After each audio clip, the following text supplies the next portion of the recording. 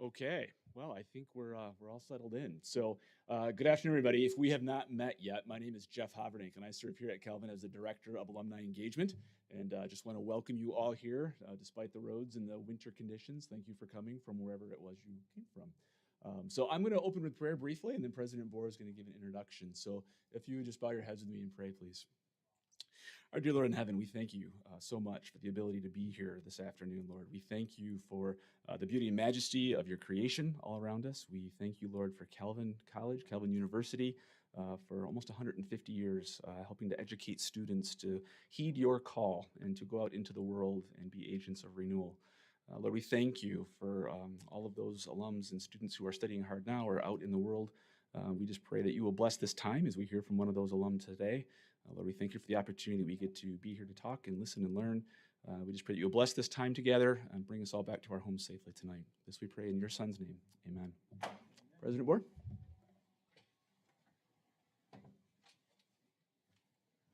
Good afternoon.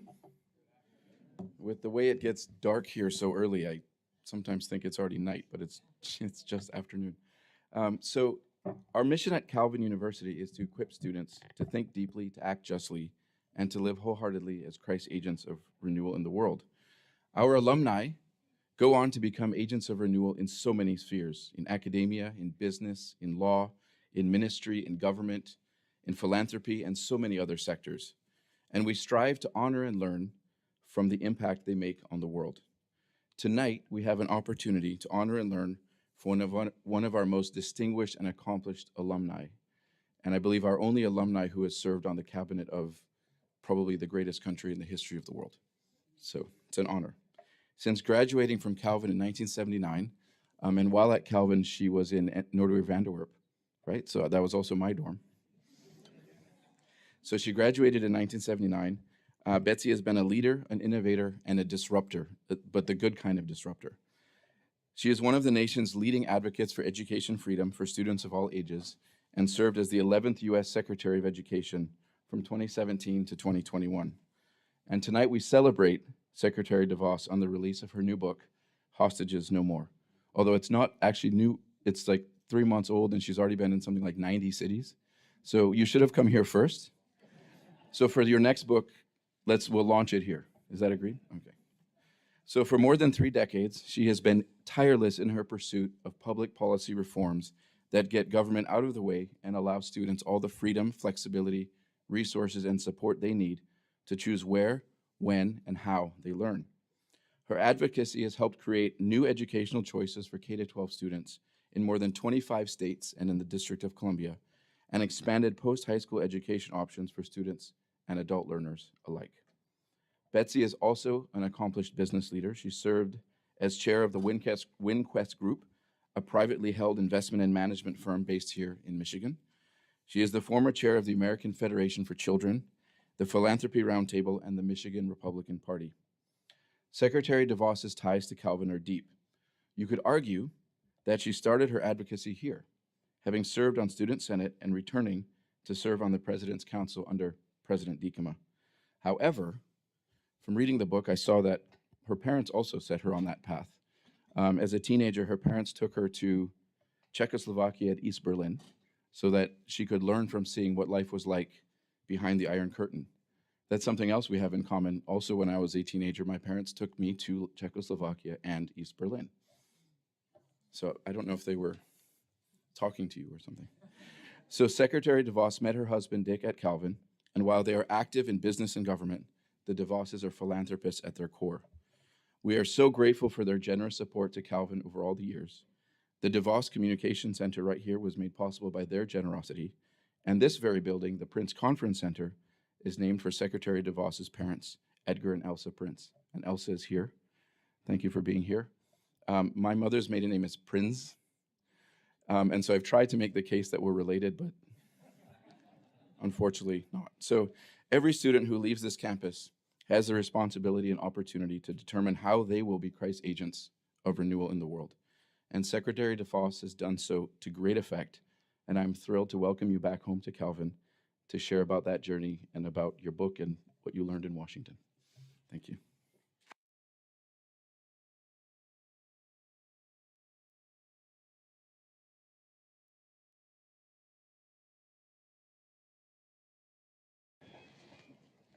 Hi, my name is Brian. Ooh.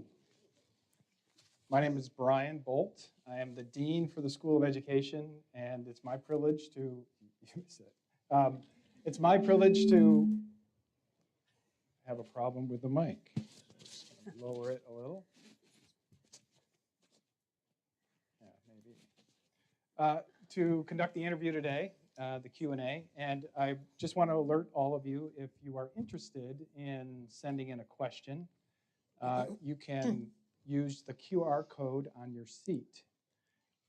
And if you just, and some people for the technologically challenged like me, just use your photo app, point it at the QR code, it will pop up with a website, and then you can ask questions. Somebody will then text me the questions, and so if you see me looking at my phone, it's not like a student in your class. I'm actually, just trying to figure it out while I'm up here. So, all right.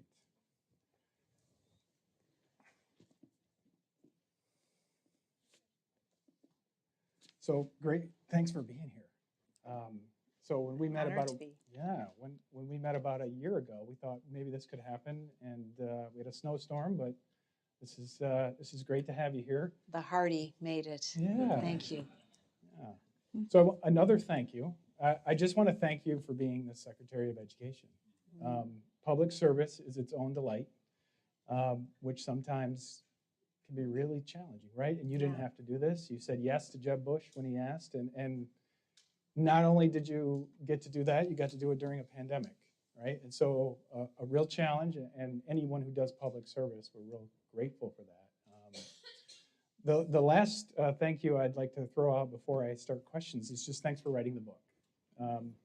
For those of you that, everybody got a book, so I'm just gonna encourage all of you to read it.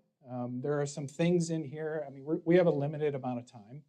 You won't be able to get a lot from this short period of time, so I'm just gonna encourage you to read it. There's some things in here we won't get to, things like Title IX and the origin of the Education Department, a lot about Secretary Devos' personal story growing up in Holland, ultimately resigning from the Trump administration, federal response to COVID. We may get to some of these things, but we might not. And so I'm just going to encourage you to read the book, and we'll take it from there.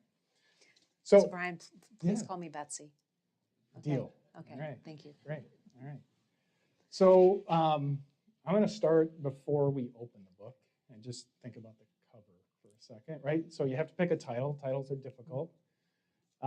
This book is about education. You could have gone with something like, kids are great. Let's teach them well.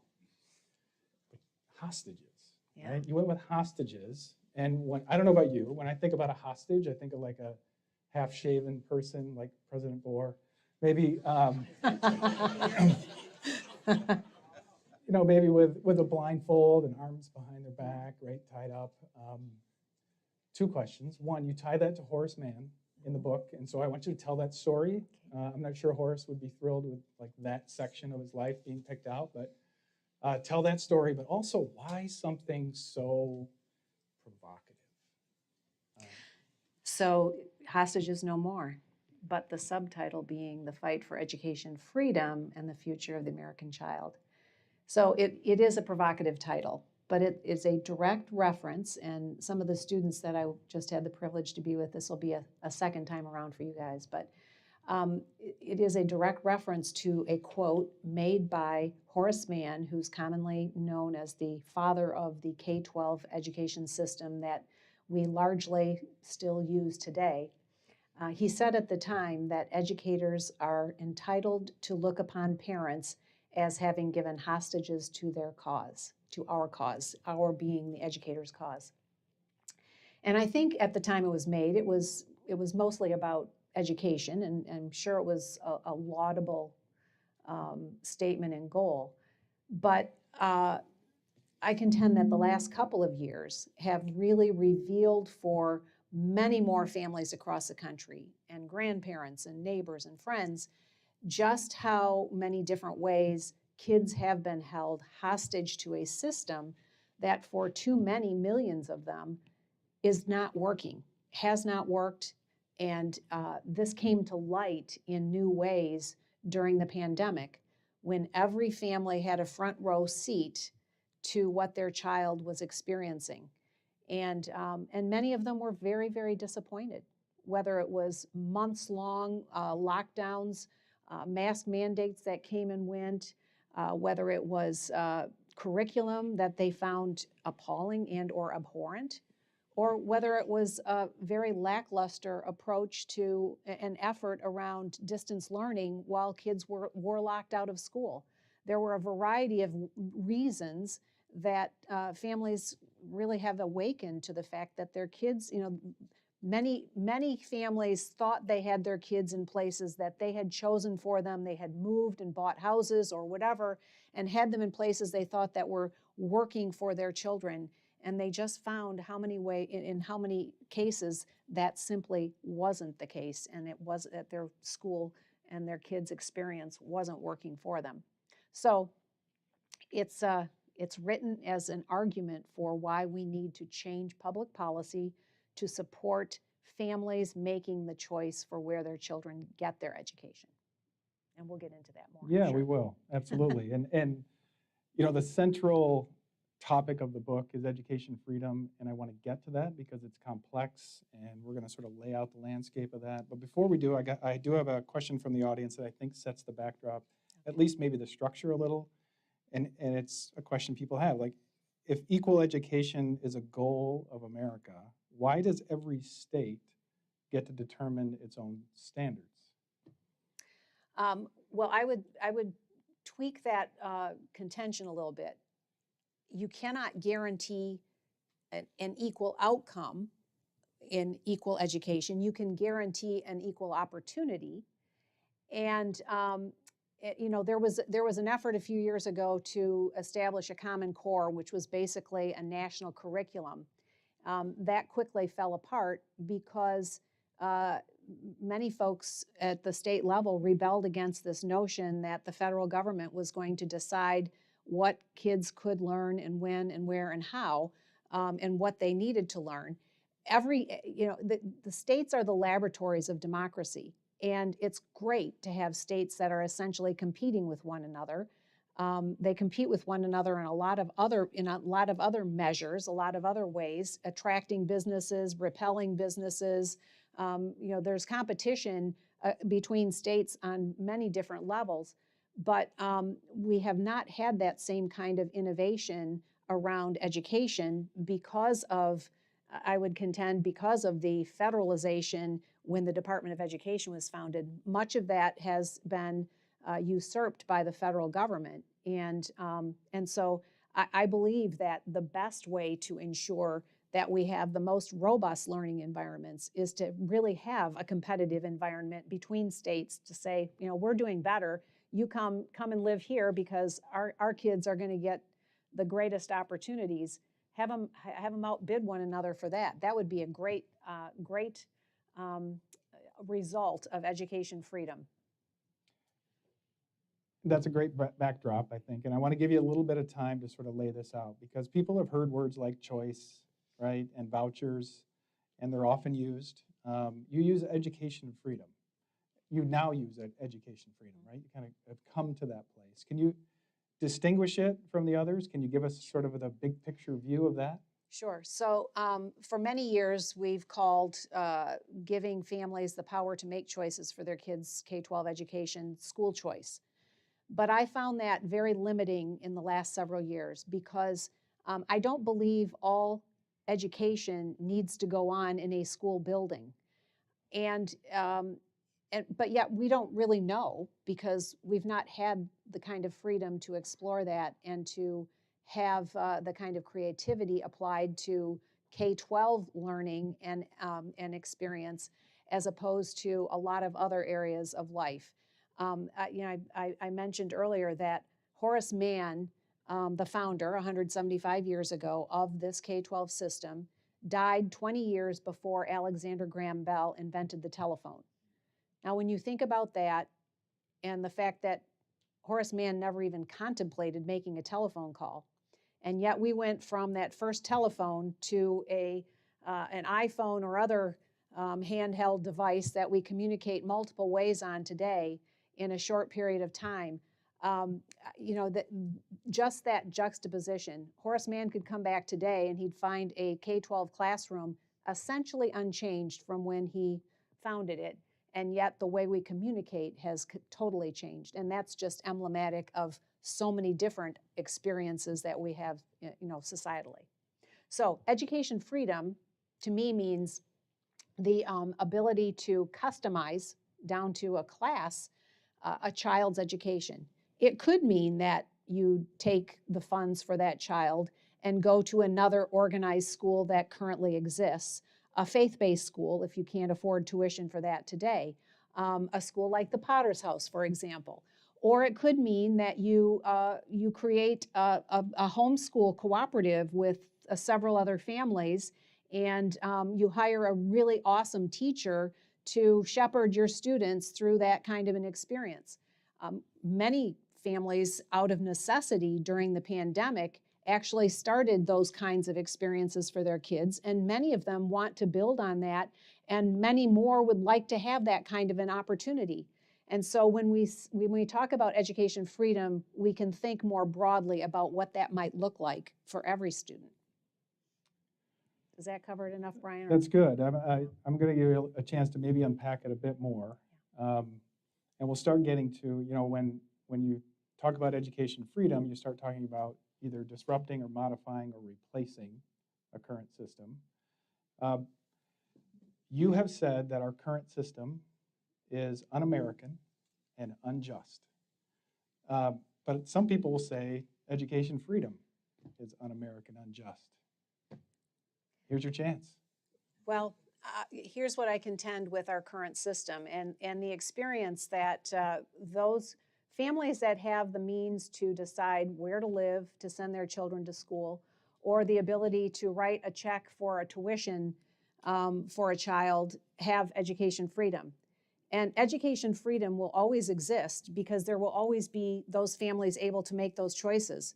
It does not exist, and the injustice comes because there are so many millions of families who don't have that choice, whose children are assigned to a school based on their geography, based on where they live, and they don't have another option or another choice. And so until all of those families are empowered with the resources that are already spent on that child, I believe it is an unjust, fundamentally un-American system. Parents know and love their children better than anyone else, in spite of what others might try to suggest or say. And they are going to make the best decisions for their children, and given more and different options than what they currently have, than that assigned geography, we're going to see a lot more creativity, and we're going to see a lot more excellence as a result. And it will fundamentally change the nature of a child's K-12 experience, because there will be a whole menu of opportunities that look entirely different from what most kids are compelled to experience today. So staying on education freedom there, what I think I want to do is I'm going to preview a question and give you a chance to think about it while answering some easier ones. Okay. So. Oh boy. Yeah, I know. So my question to you is a bit of a reflective question. There have been a lot of criticisms of choice and vouchers and freedom in lots of different ways. And I'm going to give you some examples. I'm going to tee them up for you, and you answer them in the book, and I'm going to let you answer those. But what's the best criticism? When someone comes to you and says, you know, I'm really concerned about this, and you say, you have a point. We have to solve that. Or we have to fix that as we think about it. So I'm going to let that one sit. Okay. So first, the first thing I hear often is this will take money from public schools. Tell me what how you'd respond to that. Well, I respond and say, you know, education is about individual students and their learning. It's not about buildings or systems. And we've gotten sucked into thinking that by supporting schools or a system, that we're somehow actually supporting students. But that is just a fallacy. We are supporting systems that are bent on serving themselves ultimately. And believe me, I had to deal with dozens of these alphabet soup acronym organizations that are all part of the system that pay high-priced lobbyists to ensure they're going to the members of Congress who have pledged to support their goals. And it's a vicious cycle. They get money from these organizations. They support the goals of the system. And you know, it's a closed circuit that students are left out of. Students are not part of that equation. You listen to particularly the school union heads, and they're sort of the top of the pile, and everybody else is all part of the allied group. You listen to them, and they never talk about what is right for students. They talk about what the system needs, what you know, what they need in terms of infrastructure. They talk about everything else but students and what they need. And some of you may have seen the other day the statement by the National Education, NEA, National Education Association, that teachers are the only ones who know what is best for students, and you know, they should therefore make the decisions. And my response was, you misspelled parents. It got a little attention. You think? You think? Yeah. So I'm going to stay on that then. I'm going to stay right there and just give you a chance, because I know a lot of teachers, right? And I know teacher educators. I know people that really care about students. My mom was a teacher. Awesome. Yeah. And when teachers hear that, right? Teachers don't know, and you've misspelled parents. I know you honor teachers. Your mom was a teacher, right? Tell us what message you have for teachers in a variety of systems right now. Sure. I think it's worthwhile to give them a message. Awesome teachers are irreplaceable. And I contend that in an education freedom environment, teachers will become the most highly honored part of that equation, when today they really are not honored in the way they need to be. So I had 2 roundtables when I was in office of teachers who had been teachers of the year in their state or their district. And after they'd had their year's victory lap in their state, they had gone back to their school thinking, you know, I've had this opportunity. Now I have so much to give. I can offer more. I can add more. And boy, I really hope I can do something more than what I've done before. All these teachers had left teaching within a few months of having had that year's recognition. And I wanted to know why. Almost to a person, it was, I heard the message, you've had your day in the sun, now get back to your classroom and do what you're supposed to do. And oh, by the way, be on page 32 of your textbook on such and such day. I still remember one young man who was a 2nd grade teacher. He said, I just got so tired of hearing, keep it down, you're having too much fun.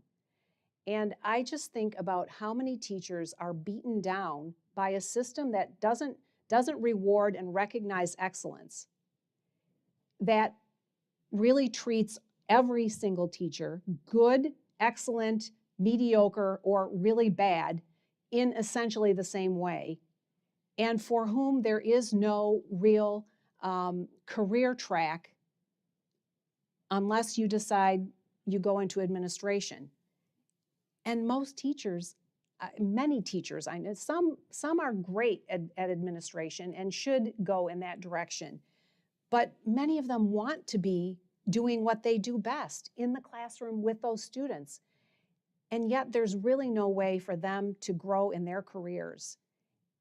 In an education freedom environment, that equation changes completely. And we're seeing it today, again, in those places where families have taken things on themselves and where they've got the means to do it, where they're starting their own micro schools or one-room schoolhouse type settings or whatever. But when they're finding and identifying those teachers who have that passion for that kind of an environment, it's the best thing for kids and for the teachers. And so I highly honor teachers and want the best for them. I think the system has so deprofessionalized what should be a most highly honored profession. And it's time to change that equation for them too. So I'm going to let you keep pondering that other question because I keep listening to you and thinking, okay, what about this? So give me an example of where that's working. Give me an example of teachers of greater merit, potentially, receiving more pay, potentially, but also feeling more honored. Is it working in ways that, or is it more theoretical now as you think once the system flips, it'll start to happen? I think to a large extent it's theoretical right now, but we certainly have glimpses of what that can look like. And I've seen countless reports of post-pandemic of teachers who've said, I out of necessity, because I was crazed sitting at home for the months long I was locked out of my classroom along with my kids. I went and did this other thing, whatever that other thing is, whether it was working with a handful of families and kids to start a homeschool cooperative or one-room school situation, or go to a school that actually stayed open or opened up much more quickly, like the Potter's House, for example. Their teachers have found other outlets and what things that are working for them, but it is I acknowledge it's in smaller, at a smaller scale, because we don't really have a full example of a large, full-on education freedom environment. Florida is probably the closest to it because they've been doing this for 20 years and continuing to grow their programs. Arizona is the first state to pass a universal education savings account this summer. It's just starting to be implemented. I predict there's going to be other states that will soon follow suit, and we'll begin to see some of this actually happen. But I'd love to have an exchange with someone who just contends that this cannot or would not work. But you can't do it really based on theory because it hasn't actually. We've not had the environment to actually allow it to happen and see how it plays out. So let's go back to that question because it's not happening, right? It's slowly being worked in a variety of ways, like you said, savings accounts, some sort of public school choice charters, a lot of different examples of changes to the existing system, and yet small, right?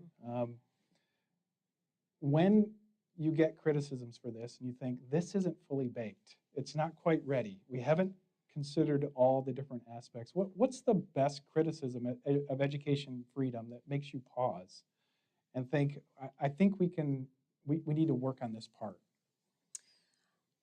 I really can't come up with a good argument against trying it. We've tried this approach, spending more and more and more money into a system that is essentially a monopoly, unless you have the means to do something different. That is a one-size-fits-all, top-down approach that has been fundamentally unchanged in over 175 years, and we can see demonstrably is not working for millions of kids. When you see, the test scores, when you see the plummeting during the pandemic, on the decline well before the pandemic. And when you see the mental health and emotional issues that kids have undergone in this last couple of years, coming back and doing the same thing again and spending more and more money on it and expecting different results, it's not going to change anything. And more kids are going to fall through the cracks, fall behind, drop out, and go on a trajectory that is not going to allow them to develop into everything that they can be and are meant to be. I don't think there is a good argument against trying education freedom for all kids. I would love to come up with one, and I would love for somebody to pose one to me. I'll try. Okay. Yeah. So speaking of falling through the cracks, at Calvin here we have special education, right? And we have a Ready for Life Academy for students with cognitive disabilities. And we're, you know, really concerned, even as a Christian community, about people that can easily be pushed aside. Families are too, right? So that families have experienced frustration with educating their kids. Secretary of Education oversees IDEA, the Individuals with Disability Act, and I'd like you to reflect on that a little bit. I'd like you to talk about those families. I mean, it costs a lot more money to educate those students, and there's a certain amount of accountability that to hold schools to educating those kids. With education freedom, is that going to improve? Is that going to fall through the cracks? No, it actually does. And Florida is a great example of this. They have two pretty robust programs for students with disabilities they can take the funding that is spent for that child, which is considerably more than the more traditional student, and they can take that funding and buy their child's education however and wherever they see fit. And as a result, kids with special needs in Florida have continued. I mean, the satisfaction among families around these programs is sky high, and kids are doing better. And I think about a friend that I reference in the book here, two friends, Tara and Samuel Meyer. Tara is a mom from Ohio who probably single-handedly should be credited with the special needs voucher program in the state of Ohio. Samuel was really, really struggling and just basically shrinking away in his assigned school as a young man, a very young child with Down syndrome. And his mom knew that he could and would do better if he had other opportunities. And she got the legislature and the governor to ultimately sign a bill that allowed them to take funds for Samuel's education. And they actually were part of starting a small school, a small faith-based school. And Samuel just blossomed as a result. And she's just one great example. That she and he are just one great example of how finding the right fit and having the resources behind you to do that can unlock the potential of any child. Let's talk about the teacher shortage. Do you think it's, what's behind it?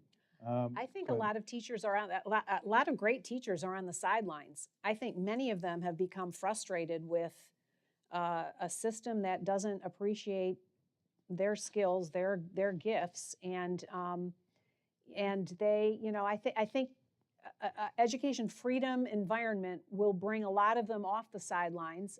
It will also, I believe, encourage young people entering higher education to rethink and reconsider the profession of education, because I think it will become a much more highly honored and attractive profession. And I just think the potential for those who are gifted in that area, gifted as teachers, and that can include non-traditional educators as well. We have got to embrace thinking about how we can help unlock every child's potential differently, with how that happens with teachers as well. And I believe that there are a lot that will come off the sidelines and a lot more that will enter the profession in an environment where families and their, the children are able to make those choices. So you talk about that choice, and I'm wondering, one of the criticisms is that people will kind of move out of their communities, and there's a value in community, right? There's a value in hanging around, spending time with those in your neighborhood. There's a value of growing those relationships that is beyond potentially school achievement. Hopefully we can have both. But there's a concern, like if we are moving people, to different places outside of where they live, there's a loss of something. And with that loss, there are going to be there's going to be those that I think in public schools would have an opportunity to maybe get up and go out. So that's the positive. And on the downside, we have maybe a community that folds up or has real financial difficulty. Tell me how you respond to that concern about kind of leaving your space to go to school. Are you speaking of a community as a school building? I'm thinking about a neighborhood that gets together in lots of different ways, right? So a neighborhood will often use a school building in a lot of ways, but the neighborhood will also have a number of different places where when they gather, there's a certain, I'd say, affinity to each other and a certain connection. And this criticism comes up over and over again, that there's sort of a me-centric purpose in education freedom. How does it benefit the community? Well, I would say it will actually be a real community builder, rather than disintegrating or taking apart community. And it will build community in authentic ways. Today, if you speak of community being a physical building to which kids are assigned and go, that's not a real intentional community. Now, some community can develop there, but if you're not actually choosing to be there, and you don't really connect with the people that you are there with for whatever reason, it's not really a community. I think that the creativity that will ensue with true education freedom will actually develop more community, and I think we'll probably see a trend toward some smaller schools, smaller physical gatherings. I've visited many schools during my time in office where it's thousands of kids going to a high school, bussed in from miles and miles and miles away.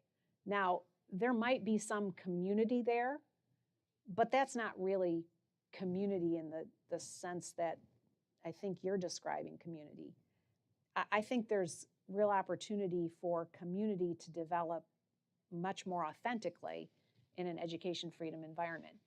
And when you think about the infrastructure of some of these places, there's no reason why you couldn't have 4 or 5 or 6 different micro schools, all with a different convening theme or idea, actually physically meeting there. There's no reason that couldn't continue to serve a broader community, but just organized differently.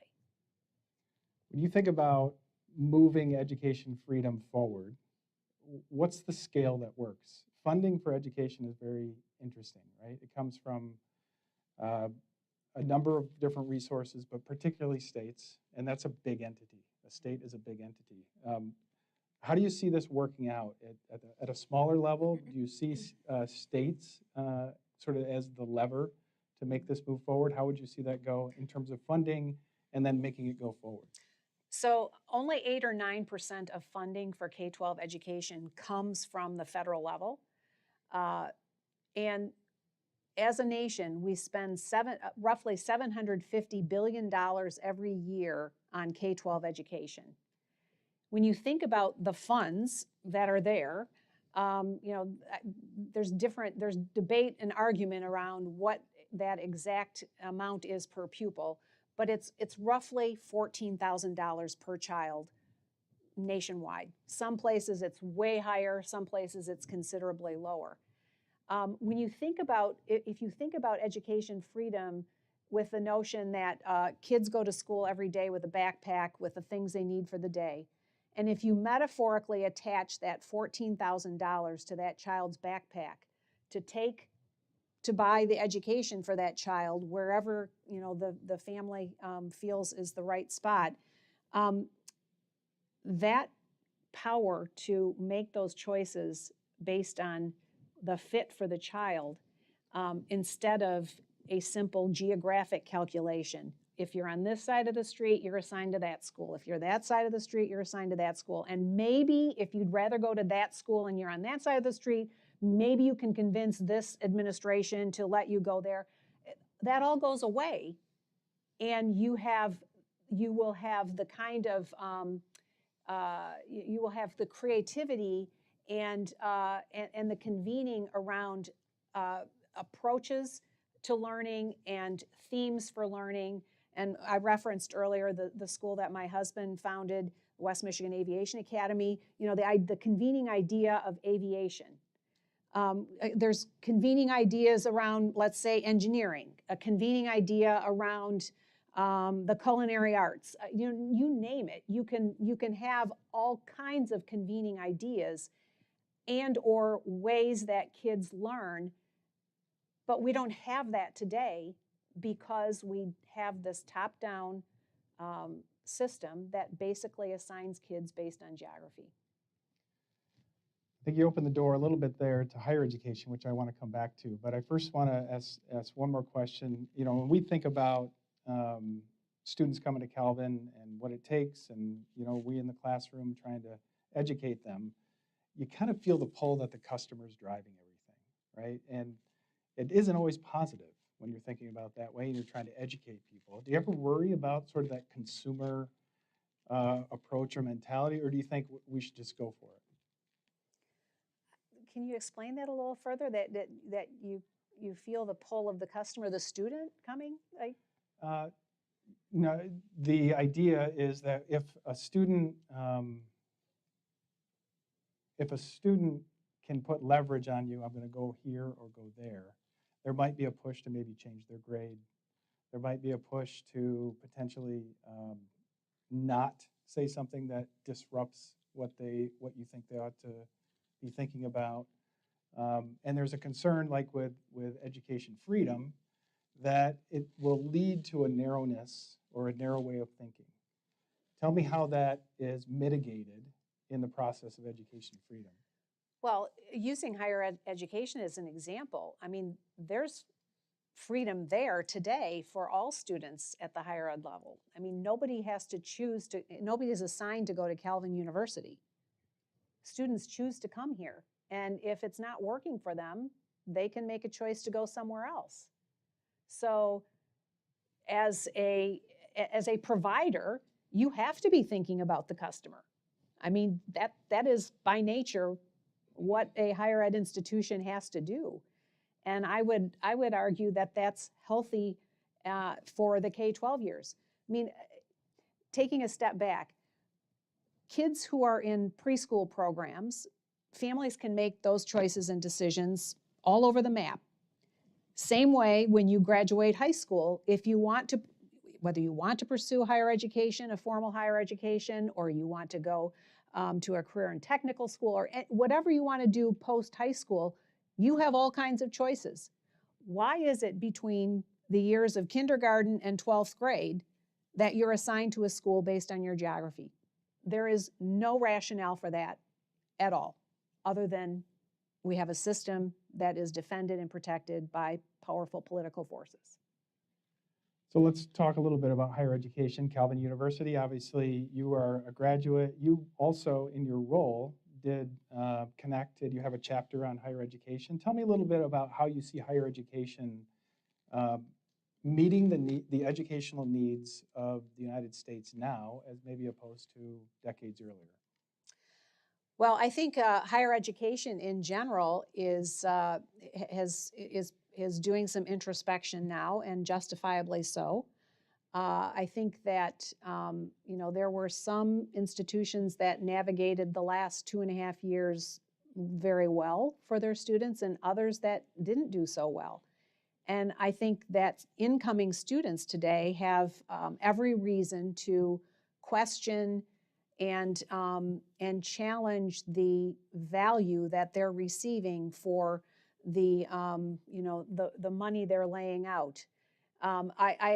We can't get into all of the details around why I don't believe the federal government should have ever gotten into the having the monopoly on student lending, because I think that has really skewed it has dramatically accelerated the cost of higher education.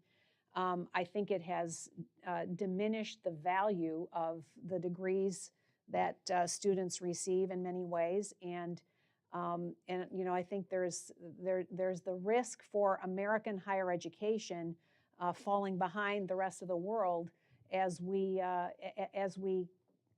through accreditation and other means sort of protect ourselves, the higher education world, and not continue to innovate and be on the cutting edge of what higher education should look like and mean for today's students. But American higher education is still the envy of the world, but we've got to do better on introspection, on how we can serve students better and how we can ensure that what we are charging for what we are giving there's a value creation there that's meaningful. And I think we're seeing a mismatch today between the preparation of many students and then the opportunities once they've graduated. We did a lot to add information for prospective students to research on the college scorecard. Today you can go and compare the cost of your education here at Calvin University and the field of study that you choose. You can go and see what on average you will earn the first year, second year, and it should be third and fourth year by now. The data is being added. So previously it was by institution. Well, you can have a wide range of of income potential based on the field of study that you choose. But you should know that going into a program, and you should have eyes wide open around that. That was not available before. We added all of that information, and it should be every year accumulating more data if they're doing it properly. Thank you, and thanks to everyone who's sending in questions. Hopefully we're representing them okay up here. It's kind of hard to do on the fly, but I'm going to we're getting near the end of our time, and I'm going to just read a small section of your book that's a bit more personal, and then give you an opportunity to kind of work off of that and make any final statements that you might want to make. Okay? So on page 13, it says, "It's tough to articulate how it feels to see yourself being described by strangers in the media. The novelty wears off quickly, and then, in my experience, reading about yourself becomes a source of frustration, which is mostly why I avoid it. The media likes to portray heroes and villains, cartoon images of people in a black and white world. But life isn't like that, and neither am I." Well, yes, it is. It is tough to see the media portray you in the way they want you portrayed, and I would contend that much of the media that surrounded me had a very specific image and message they wanted to reflect, and it was there was opposition to even listening to the ideas and the policies that we were trying to advance and promote, and there was really very little objectivity around it. There was so many things that we did that never got the airtime that it should have. Good things that were student focused that actually empowered students in ways that they hadn't been before, and the good news was not reported, and I've accepted and gotten used to the notion that they're going to take caricatures of me and build on false perceptions. But the challenge is that in doing so, it also makes it easy for people to just discount the ideas and the policies that I'm trying to advance. And so that is frustrating, but that's one of the reasons I wrote this book. And I would not have written a book if we had not had to navigate the pandemic. And we were 2 months into it, and I said to my closest team, I predict today that the teachers' unions and all of their allies are going to double down on doing the wrong thing for students at every step of the way. And they did. And and I said they're going to overplay their hands, and they have. And that actually is to parents' and students' benefit, because parents have awakened and they have found their voice for their kids, and they are now demanding policy change in a way that never would have happened absent that. And so that was a good side of it. But yes, it's frustrating to be misunderstood, or for people to not even attempt to understand or appreciate what policies you're trying to advance. And but that's why I hope that more people will read and will discuss and will have more conversation about it, because the only way we're going to ultimately do the right thing for kids is when we do really challenge the status quo and do better for them. So final question, you're no longer in a public role. What are you doing?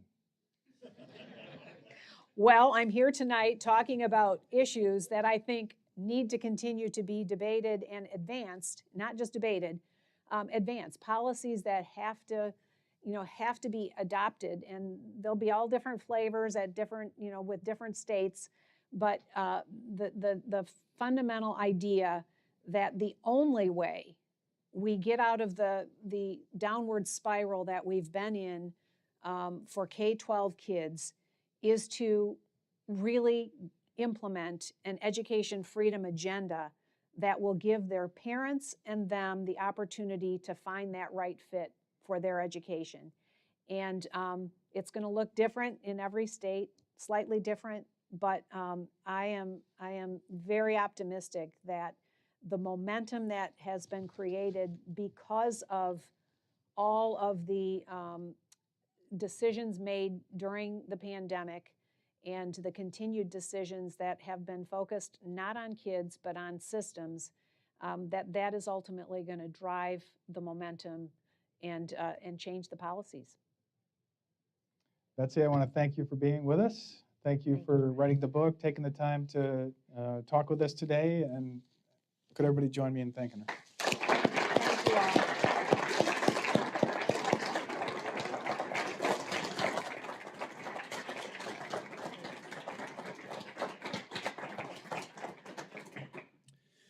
So again, on behalf of Calvin University and the Calvin Alumni Association, I just want to thank Betsy again for coming back to your alma mater and spending some time with us this afternoon. One of the best parts of my job is I get to meet amazing alumni all over the place, and we are blessed with many great alums, and it's especially wonderful when they can come back to campus, meet with students, and talk to us, and we can hear more about those pieces of the education system. So thank you for being with us. I also want to thank Dr. Brian Bolt for his work this afternoon, the moderation, and helping put this together. So thank you to you, Brian, for all of that. Okay, so what we're going to do now is I'm going to actually dismiss our platform guest. Brian, maybe you can head next door. We're going to have a book signing, and we're just going to sit tight here for a second while Betsy and Brian can kind of get situated next door. So we'll give them some moments to do that. So while they are heading to the room next door, just wanted to just say what's going to happen next. So we're going over to the Willow Room. There'll be a book signing. So if you have your books and have yet to get those autographed, you're welcome to do that with Betsy today. We are also selling additional copies of her book. So Christmas isn't too far away. So if you're looking to do some shopping, you can buy some additional books there. We're also delighted to share some refreshments, light refreshments this afternoon too. So you're welcome to enjoy some of those and stay and talk a little bit more as well. So we'd like for you to welcome to stick around. If you have any questions, those of us that are staff typically have our Calvin badges on us. So if you have any questions, we can help you with that. And then just while I buy them a few more minutes, I got one shameless plug here. The Alumni Association is bringing in another alum and New York Times best-selling author 2 weeks from today. So Susie Karachi is a 2001 alumna, and she is well known for her Mediterranean dish cookbook or Mediterranean lifestyle. She just recently published a brand new book, and it's quite popular. So she will be here on December 1 in this very building next door. We're looking forward to hearing her talk about her Calvin experience and how she got into that space. And then she's going to be doing a book signing as well. So more Christmas gifts coming up. So you can come back 2 weeks from tonight. So with that, I now invite all of you can exit through that door there and just literally the room on the other side of that wall. You are welcome to come and join us for a book signing and some refreshments. So on behalf of Calvin, thank you again for coming out. Safe travels as you go home, and hopefully we'll see you all soon. So thank you.